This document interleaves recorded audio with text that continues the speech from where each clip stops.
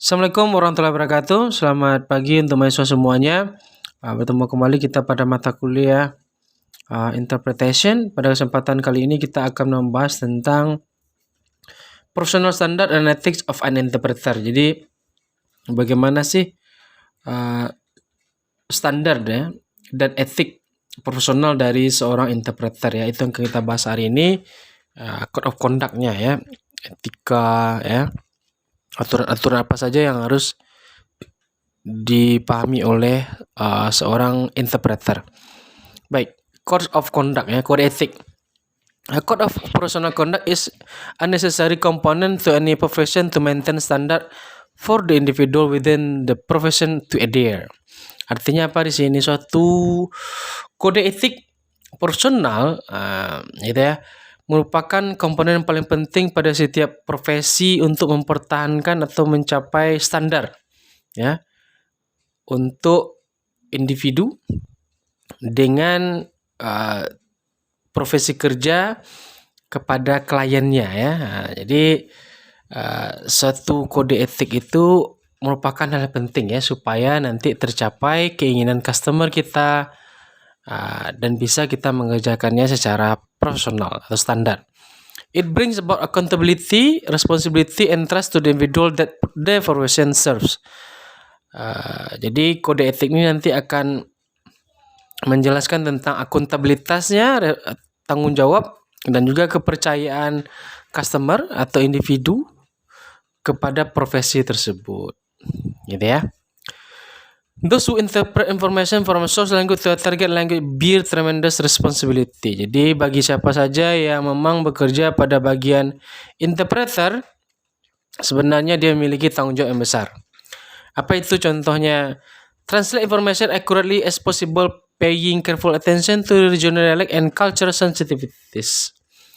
Jadi yang pertama itu dia menerjemahkan informasi itu secara akurat ya, seakurat mungkin ya. Jadi jangan sampai ada yang salah-salah ya. Nah, salah arti gitu ya, salah makna, salah penyampaian gitu ya. Paying careful to attention to regional dialect. Pastikan juga dialek yang dipakai itu tidak masalah. Jadi dialek interpreter itu kalau bisa memang dialek standar ya. Jadi dialek standar memang seperti native itu kalau bisa ya.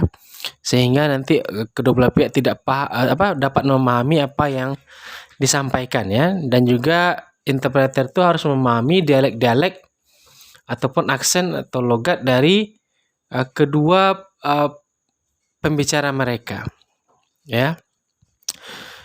Selanjutnya cultural sensitivities. Jadi interpreter atau seorang interpreter juga harus paham dengan budaya ya, bagaimana cara menyampaikan budaya ya. Jadi dalam setiap ujaran disampaikan, kalimat disampaikan tersebut, jadi di sana ada kesopan santunan ya, ada manner, ada perilaku dalam berbahasa yang wajib itu disampaikan atau dipahami oleh seorang interpreter sebelum disampaikan kepada lawan bicaranya, gitu ya. Respect the confidentiality of all parties involved. Jadi hargailah setiap rahasia pihak-pihak yang terlibat. Jadi kita sebagai pihak interpreter nanti tentu saja akan mendapatkan begitu banyak informasi rahasia ya.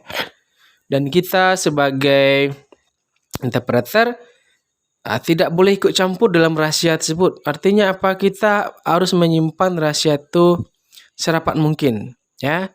Jadi selesai masalah itu nanti ketika kita sudah selesai interpretasinya, maka kita simpan untuk diri kita sendiri ya.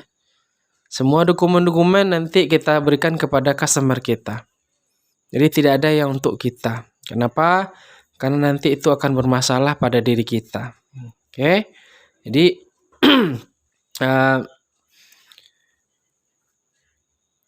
this is particularly important when working in courtroom within the medical community or in situation where proprietary information is being shared or discussed, but applies to all situations requiring such services. Jadi semua kegiatan-kegiatan itu nanti itu disimpan untuk diri kita sendiri sebagai seorang interpreter ya. Tidak boleh disampaikan kepada pihak publik. Selanjutnya, conduct themselves in a professional manner regardless the type of information that is being interpreted. Jadi Pertimbangkan juga professional manner ya, perilaku profesional kita ya. Misalnya kita tidak terlambat datang, jam berapa selesai gitu ya. Aturan dalam menjadi interpreter, pakaian, itu secara umum nanti bentuk-bentuk dari kode etiknya ya. Itu secara umum dulu. Nanti kita akan lebih bahas mendalam pada bagian selanjutnya. Oke, jadi 3 itu yang paling umum, yang menerjemahkan secara akurat mungkin gitu ya. Mempertimbangkan budaya, dialek juga, menjaga rahasia, dan bertingkah laku yang profesional.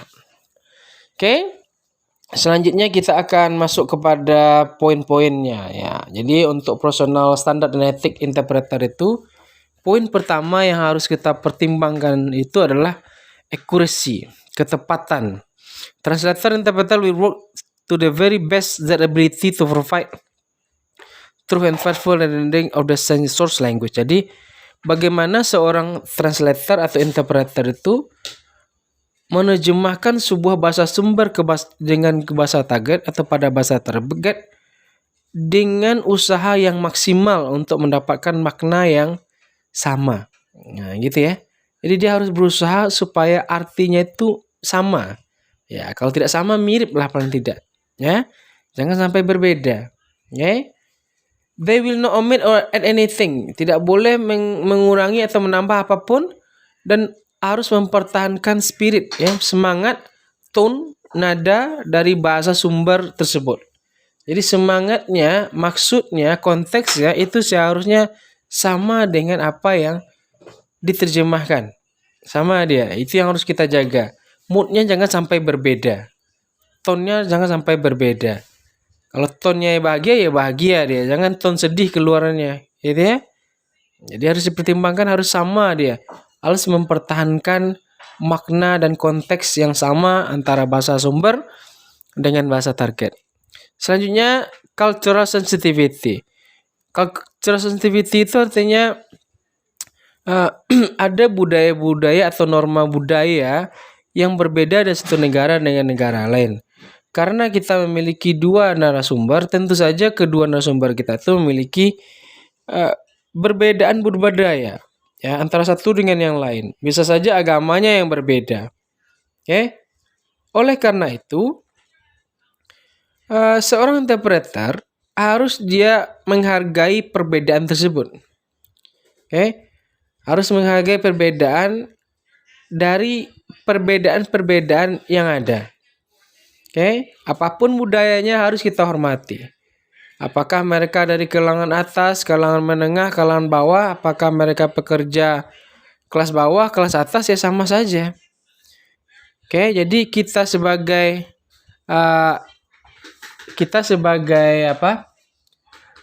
seorang interpreter itu tidak boleh kita tuh membeda-bedakan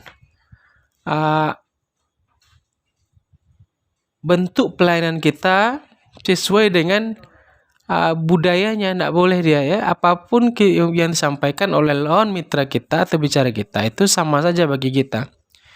Yang jelas kita menyampaikannya sesuai dengan budayanya. Oke, budaya profesional itu ya. Harus kita pahami setiap budaya itu dengan baik. Jangan sampai nanti budaya itu akan mempengaruhi makna dari apa yang akan kita sampaikan. Oke, selanjutnya ada confidentiality, jadi kerahasiaan sebagaimana kita bahas tadi. Jadi translator interpreter may never divulge any information they obtain or receive through assignment, including information obtained through written document or other source material. Jadi translator itu tidak akan pernah membuka informasi ya, atau menyebarkan informasi yang mereka boleh melalui apa saja. Apakah nanti akan ada paper, kertas, atau dokumen, atau soft file. Ya silakan saja, banyak nanti dokumen-dokumen yang diberikan untuk memahami konteksnya. Ingat, bahan itu tidak boleh kita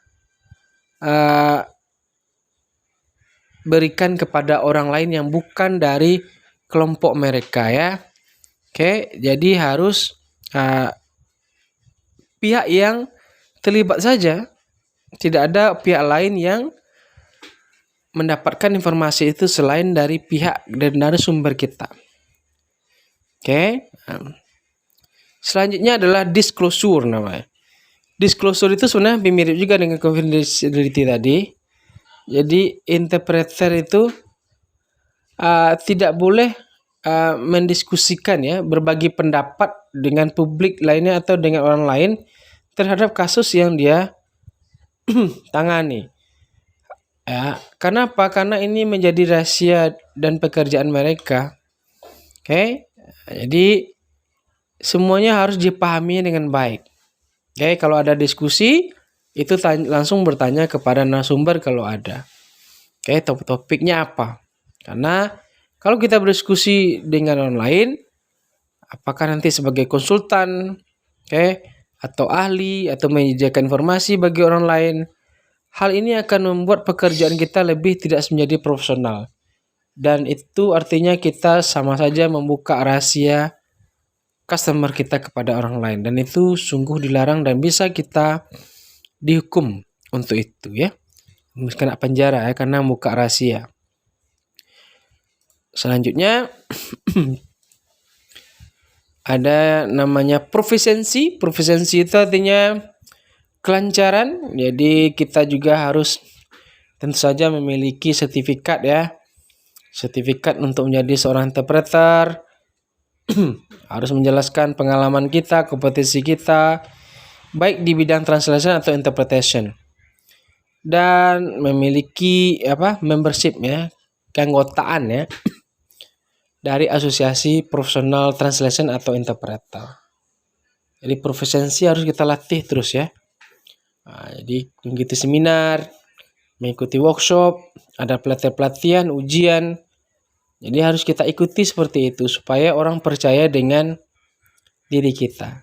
Ya, proficiency itu penting, kelancaran. Selanjutnya compensation. Untuk compensation, seorang translator tidak boleh dia meminta never accept or charge additional money, bonuses, compensation or favors from the client. Jadi tidak boleh dia meminta ataupun mencas ya, atau mengenakan biaya atau biaya tambahan, bonus, kompensasi dari kliennya. Ya, they will not use provider's time. Ya, tidak boleh juga sebagai penyedia waktu, memberikan fasilitas, supplies or equipment for personal or private gain. Jadi tidak boleh juga nanti kepada pihak-pihak lain ya kecuali pihak-pihak yang sudah ditugaskan kepadanya. Oke. Jadi orang-orang yang membayar misalnya memberikan tips-tips tambahan itu seharusnya seorang interpreter tidak boleh menerima. Karena gajinya sudah jelas. Kalau dia memang masuk melalui sebuah perusahaan, maka nanti perusahaan itulah yang akan mengurusnya gitu ya. Oke, jadi dia tidak boleh menerima uang-uang yang tidak jelas ya. Apapun kompensasi namanya terhadap pekerjaannya. Oke, tapi kalau dia pribadi sifatnya, nah itu tergantung dari bagaimana dia melihat profesional etik dirinya sendiri ya. Dan itu harus dijelaskan dari awal. Apa saja kompensasi yang akan dia terima. Ya. Selanjutnya non-discrimination or conflict of interest. Translator interpreters must remain completely neutral and unbiased in all situations. Ini jelas ya. Jadi seorang penerjemah dan interpreter itu harus dia netral. Tidak boleh berpihak kepada salah satu di semua situasi. Pekerjaan mereka hanyalah untuk menghasilkan arti atau makna, tone, ya, and essence of a written or spoken source language. Jadi pekerjaan interpreter itu sebenarnya kalau dilihat sederhana saja.